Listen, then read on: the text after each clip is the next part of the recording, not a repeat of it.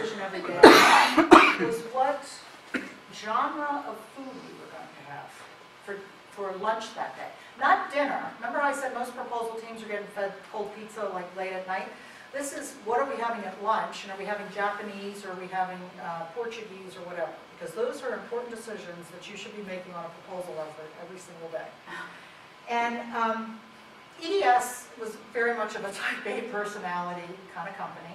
And there were a couple of us that got sent out to work on this, and I was the program manager, and it became very apparent that we needed some sort of review to figure out what everybody was doing. So, window sitting lady, we talked to her, and we decided to have this big, just a review to talk about our solution. And the gist was, we were each going to go around the room, and we were going to describe our solution, just so everybody could hear what each other was doing. Okay, do we have any Seinfeld fans here? Oh, yeah. Remember the soft talker one where the lady convinces Jerry to wear the puffy shirt because he couldn't hear what she was saying? Okay, so we're all sitting in this room, and everybody's belting out their part of the solution, and we're trying to get a big picture in mind of what this thing looks like. And there is a Japanese gentleman sitting next to me, and he's of petite stature. And so, as we are all giving our solution piece,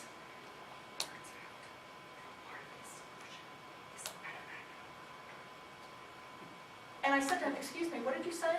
And he said, part of the solution is a medevac helicopter. No one in the room knew about his medevac helicopter.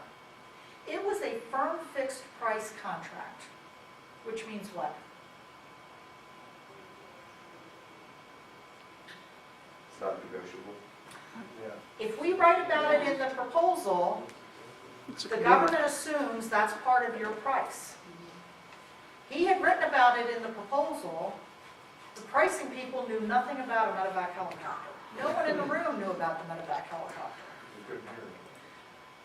Yeah, and because there was no communication, until we had this meeting where we got everybody in the room to just talk about the solution pieces. So my point is, if you can gloss over a medevac helicopter, which we almost did, think about how closely coordinated you need to be with the members of your proposal team, because if they make the slightest change, it has this ripple effect through everything else. So just make sure that you're clear about that as you go.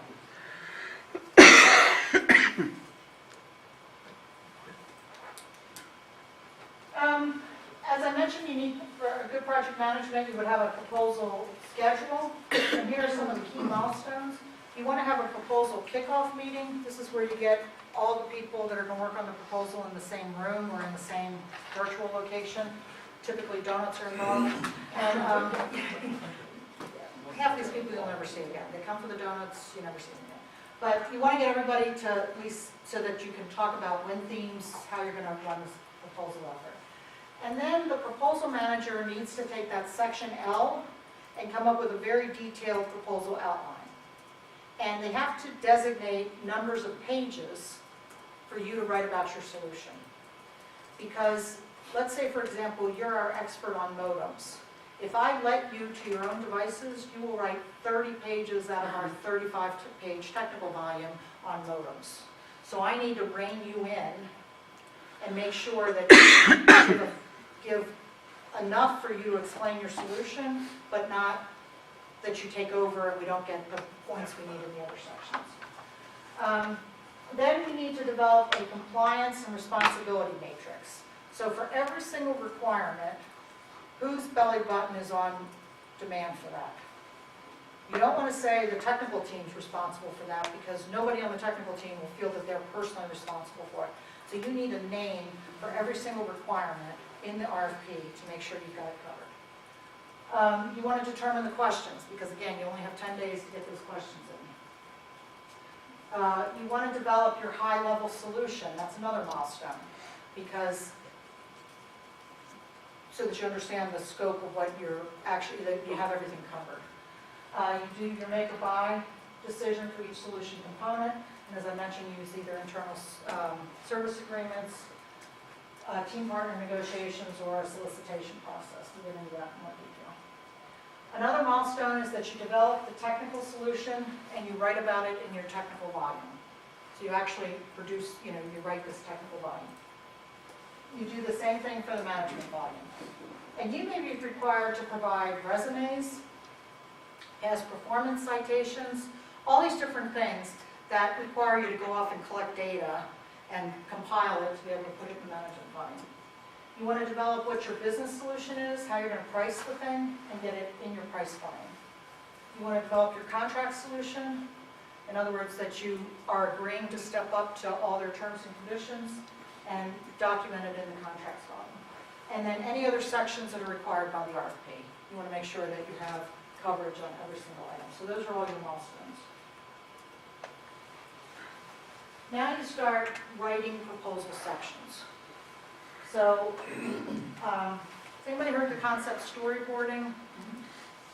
Sorry, yeah? Okay. So what a storyboard is it's an approach to proposal writing where you say, this is the person responsible, this is the section they're going to write, this is how many pages they're going to have to write it, and you ask them to sort of outline what they're going to put in their section. So for example, if one of your win themes, like you know your customer, and you know they're always having problems with quality, that the vendors are giving them solutions that aren't quality solutions, and you really want to emphasize quality, you're going to want to tell the writer, for this section, talk about how you use quality to ensure that you provide the best modem solution, or whatever it is that you're doing.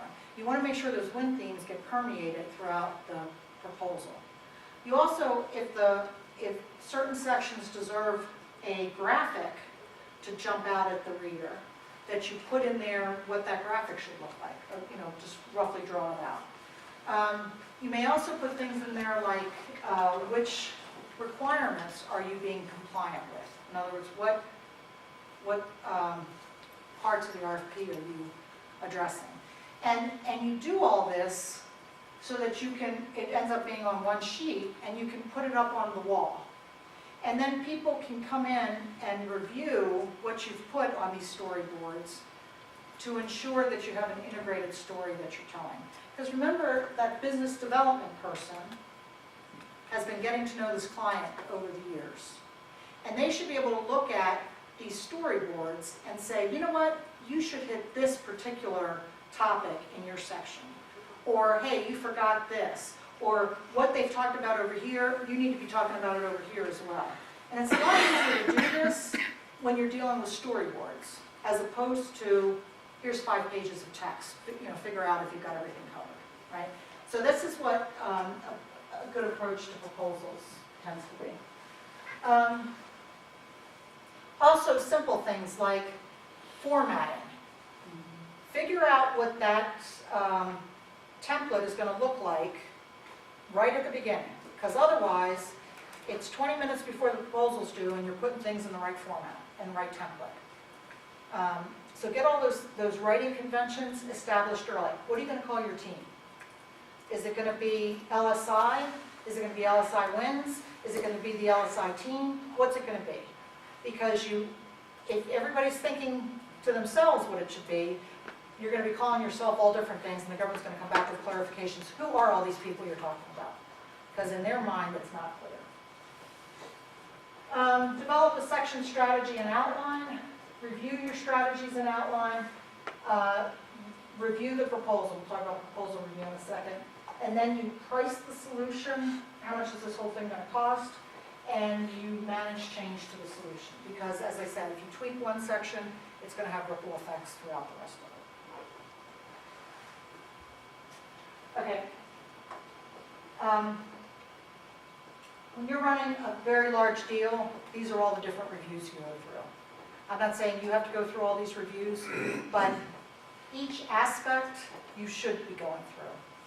So when we say a pink team, what we're talking about is business development and sales, ensuring that you've got all the marketing themes throughout the document, that you're consistently using that you're making appropriate references to the customer, that you're not stating something about the customer that's untrue.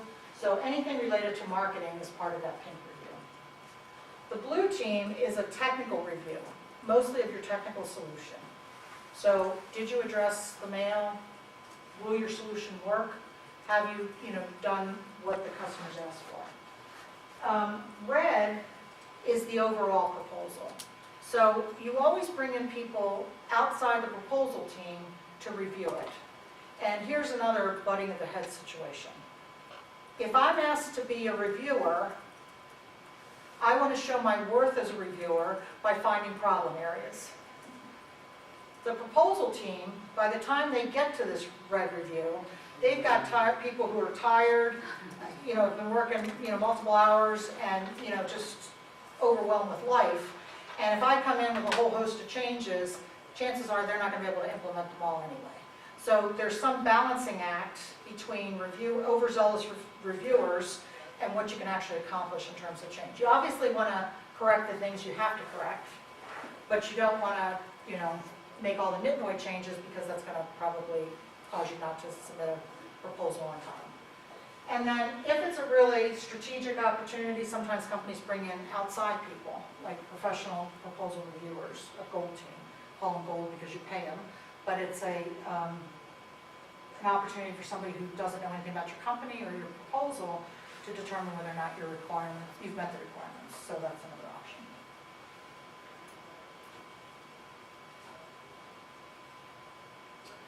Now what you do is you do a compliance check of the whole proposal. You go through all your RFP documents. You make sure that you've addressed everything.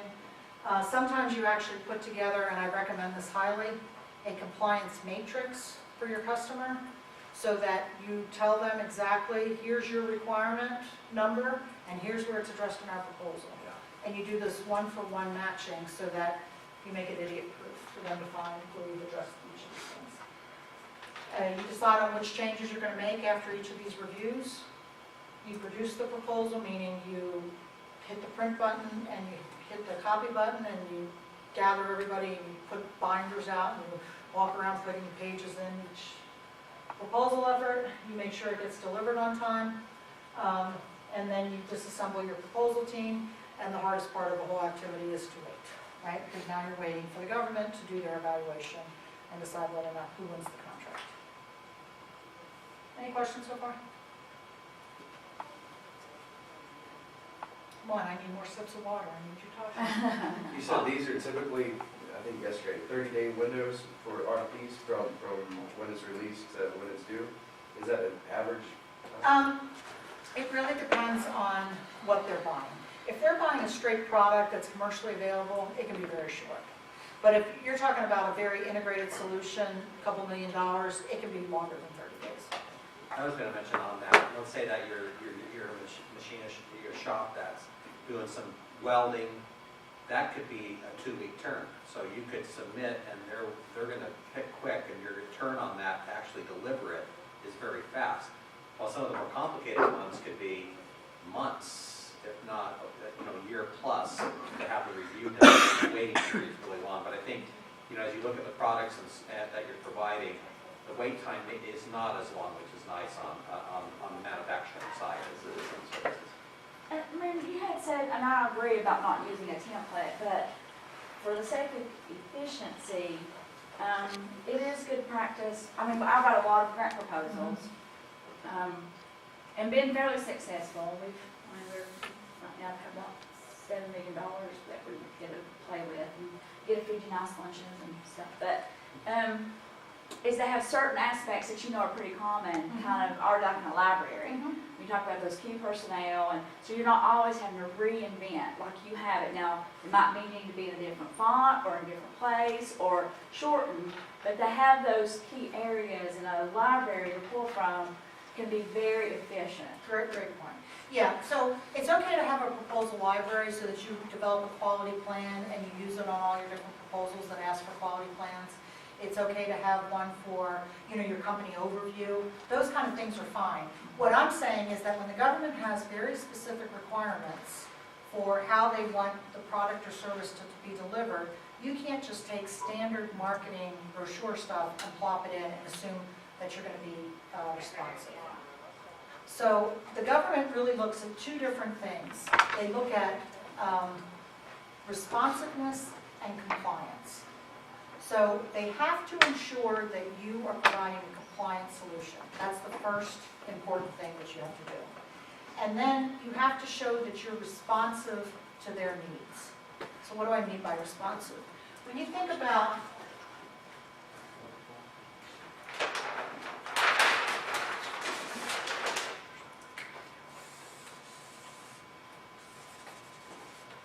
my rendition of an iceberg.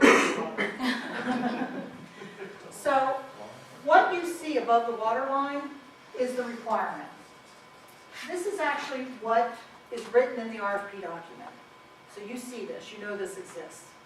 But there's something that's pushing up this requirement within the government agency. What might be pushing up a requirement? Something historical that happened, for example. Something historical? What else? Some technical aspect that is required for the sake of either safety or actual operation, you know, that. Yeah, required by regulation. What else? You gotta read The needs of somebody who's one of the evaluators wants, right? So there's lots of things, you know, some company has messed with them in the past, so poor past performance. Any of these things can be driving this particular requirement. So when you're writing a proposal, you have to say that you're going to meet this requirement. So you have to say that you're going to be compliant with this requirement and how you're going to be compliant. But you also have to address what's underneath this water line that's causing the push-up of that requirement. Because here is where you get points for being responsive. What do I mean by responsive? I'm the government customer, I read your proposal, you talk about a lot of this stuff. You don't just tell me you're compliant and trust you, but you tell me that you understand this piece of it, you get me. I want to work with you because you understand me. So this is the responsive piece. This is the compliance piece. You need both. So that's why the storyboard, where you're talking about your marketing themes and things like that, that's why you have your business development guy walking around and saying, hey, I heard that the last contractor they had really bad quality. Make sure we really talk about all the quality metrics we have. Because that's going to ghost that competitor, but it's going to let them know that we're really good at that. And sometimes in proposals, you'll see a little box. And it'll just have bullets about why they should select you. Why would they put this box in there?